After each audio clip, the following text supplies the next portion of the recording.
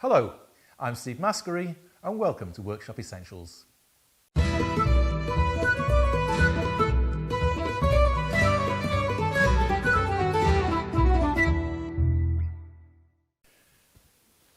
It's time to attach my 52.5 quick release face vise. And I refurbished this only a very few years ago, so it's actually in quite good nick. All I've had to do is clean it up with some compressed air, some WD-40 and a toothbrush, and then, given everything that should move, a coat of PTFE spray. And that's going to go here. But the depth of the vise here is greater than the thickness of my bench top. So I've glued on a block to make up the difference. And the glue should be dry on that by now.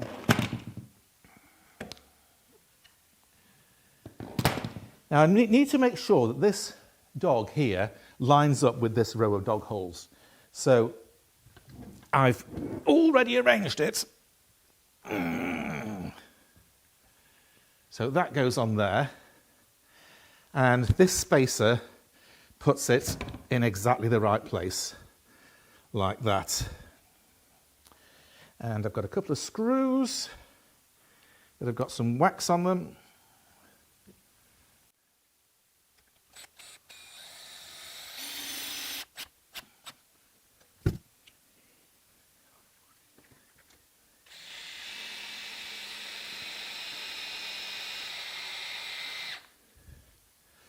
Like that.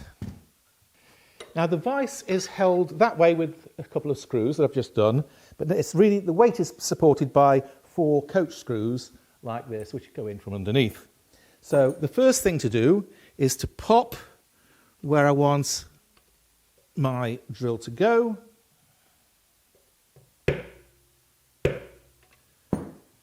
And then drill. I mustn't come through the top, but if I go to the right up to the chuck, then it'll stop in the right place. Let's get that.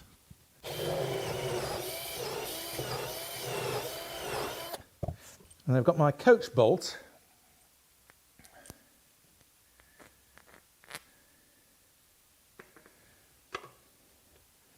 Which goes in there like that.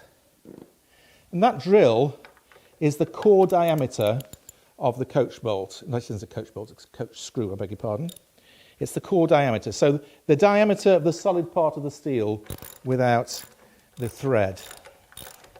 So the thread is now cutting its way into the wood.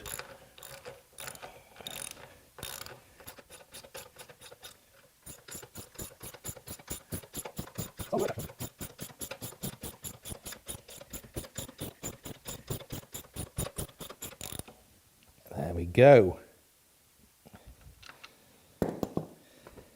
And the same with the others. Wax.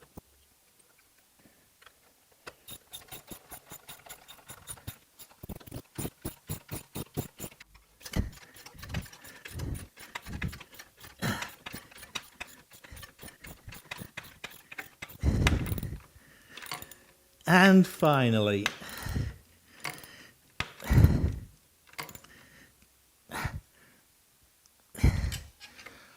whew. There we go. And that was hard work, actually. That's rock solid. So, all I've got to do is get this thing up. I nearly crippled myself tipping it over, actually. I haven't got a great deal of control. But let's have a go. What do you reckon? Can I do it?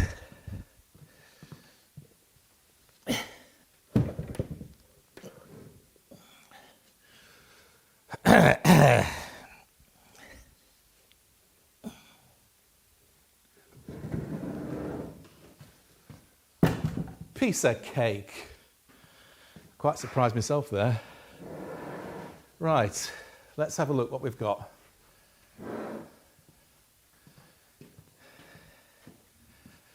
We have got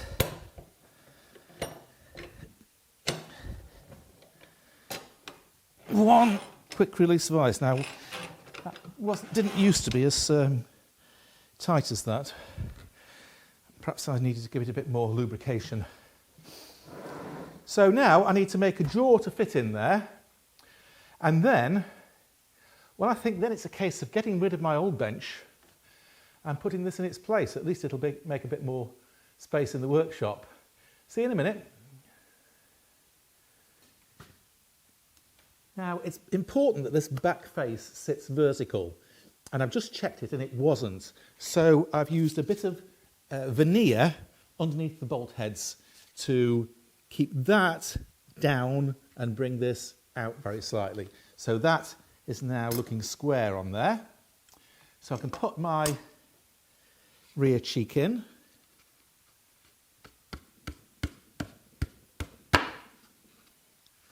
Like that.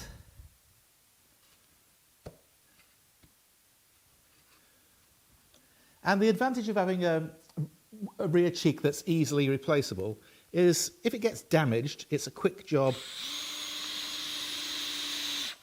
to replace it.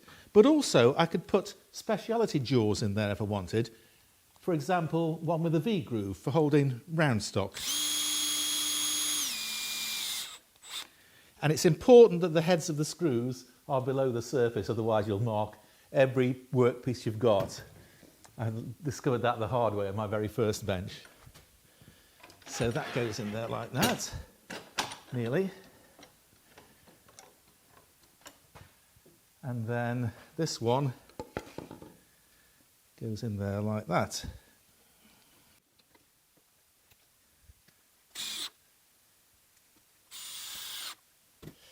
And we should find now that that jaw is bang on square. Good.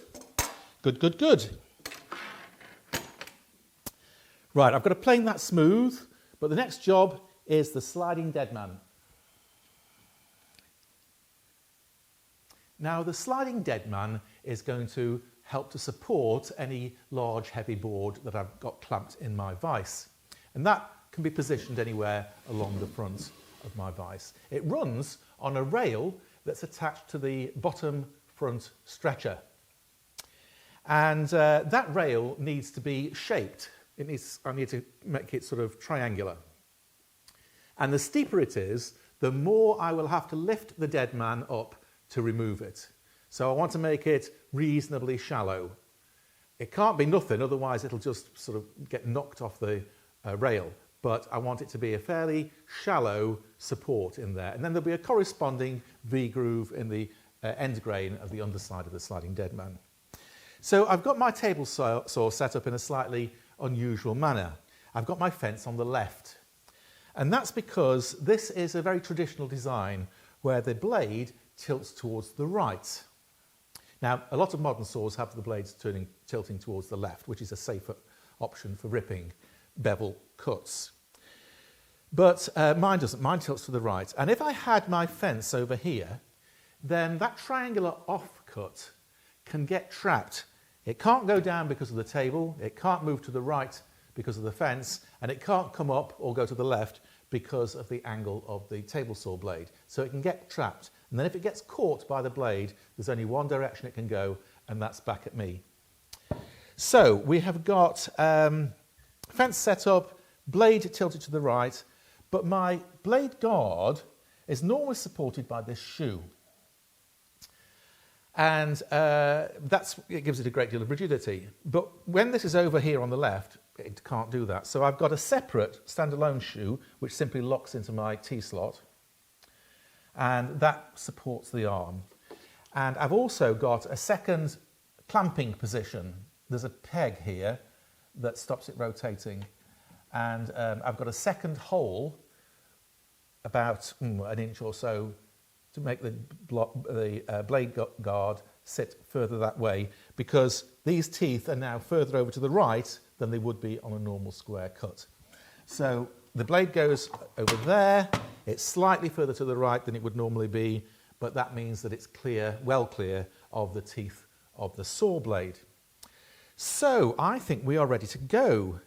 Fence. Oh, I'm not using the short fence, even though it's a rip cut, because I want as much support as I can get. And I don't have to worry about this springing at all. It's too wide for that. Fence, guard, eyes, ears. Right, let's have a go.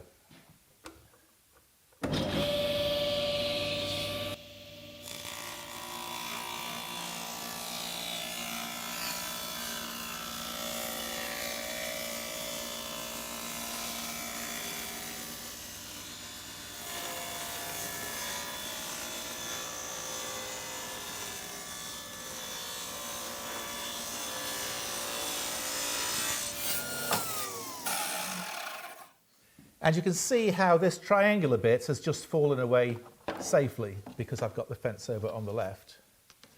So we'll just turn it over.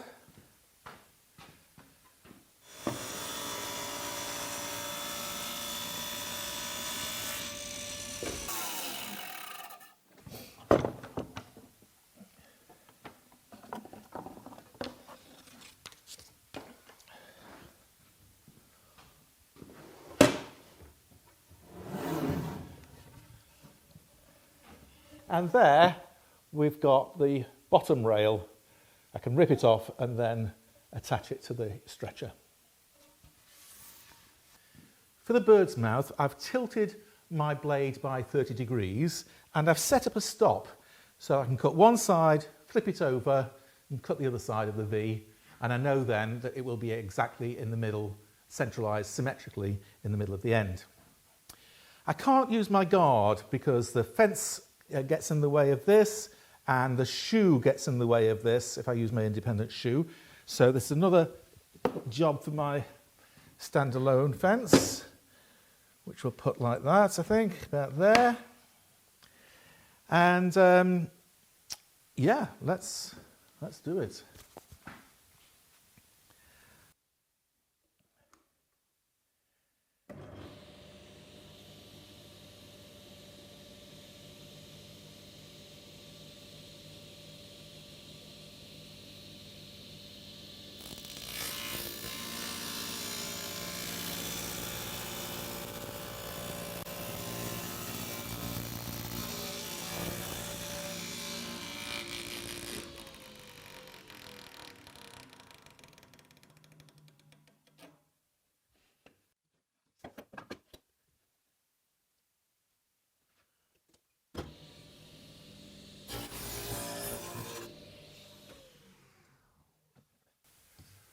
Oh, not quite deep enough, but I can clean that up by hand. That's good. The Sliding Deadman is going to run on this rail, which I'm going to glue to the bottom stretcher there like this. And the depth of this bird's mouth is just under 10 millimetres. So I've got to be able to lift it up at least 10 millimetres to lift it over this runner. The top end is going to be held in this groove here, which runs the full length of the bench. And this is 25 millimetres deep. So if I've got to be able to lift it up, I want the tongue at least 25 millimetres long, and I want, when it's in place, I want a gap of at least 10 millimetres for it to move up enough to get over the rail. So I'm going to glue this in place, and then it's back over to the table saw to cut the tongue on the end of this. The Sliding Deadman will have a bird's mouth cut into the bottom end to ride on the triangular rail, and the short stubby tenon at the top end, which is going to run in a groove which I've already machined in the underside of my bench top. So I'm going to use the Ultimate Table Saw Tenon jig to cut the tenon first of all. So I've got it set up, and the face of the Deadman needs to go against the face of the jig. So that goes there like that. And I would normally just hold this in place with a toggle clamp, but this is quite hefty for doing that. So I'm going to use some rather more substantial clamps instead. The guard needs to go in before the clamp does. There we go.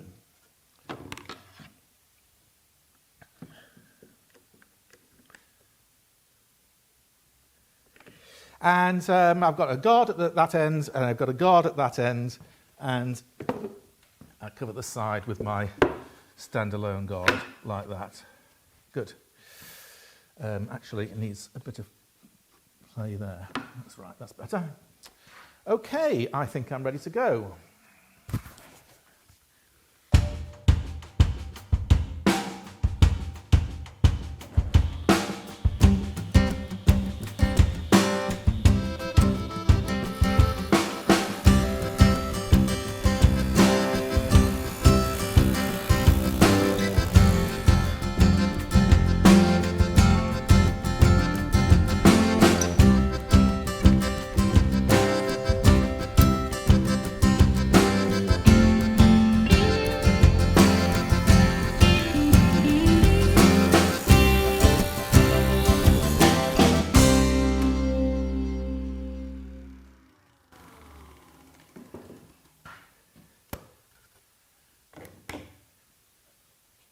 it's as easy as that.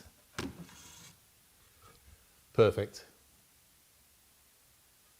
And finally, it's time for the shoulders of the tenon, or the tongue. And I've got two different heights. I must remember when I turn it over to lower the blade, otherwise I'll still cut the tenon off. And that would be very embarrassing on camera, wouldn't it?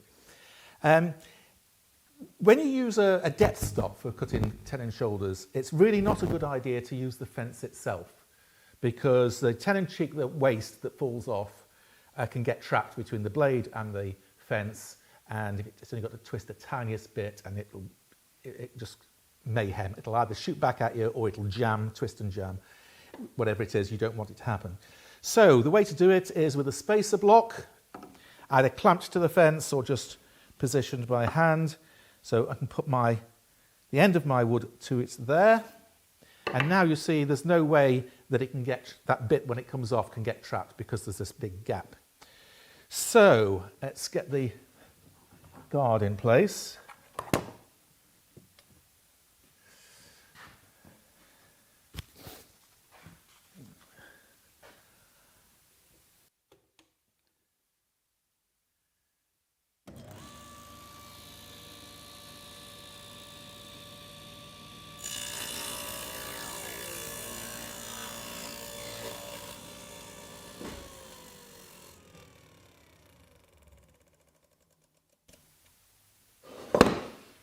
And you can see that that fell safely away without doing any damage. Now I've got to lower the blade for the other cheek.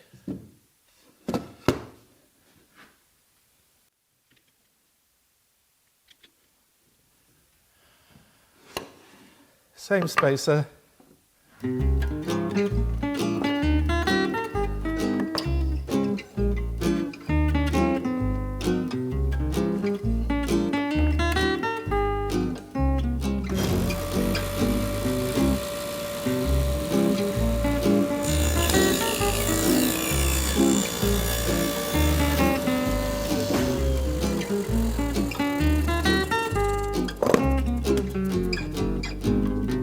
Ta-da!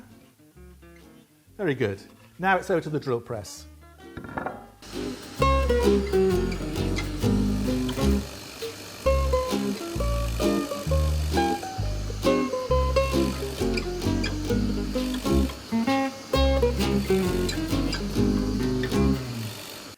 Right, well, we'll just finish taking off the rest of these clamps.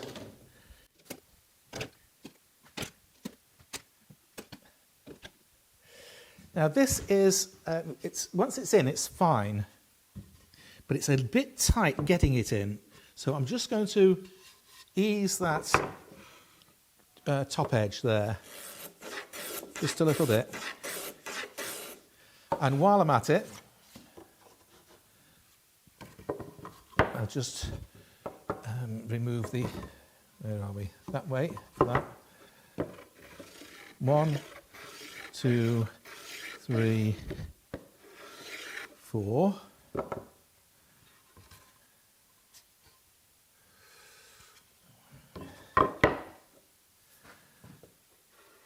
One, 2, 3, 4. And that one goes that way. 1, 2, 3, 4. And finally that one goes that way. 1, 2, 3, 4. Good. And so now, with any luck, that should go in a little bit easier. Up and in. Whoa, wonderful. Look at that, fantastic. Perfect. It's coming on, we're getting there. That's the end for this particular episode. Thank you very much for watching. Next time, I'll be making that tail vise. So until then, enjoy your workshop. Cheerio!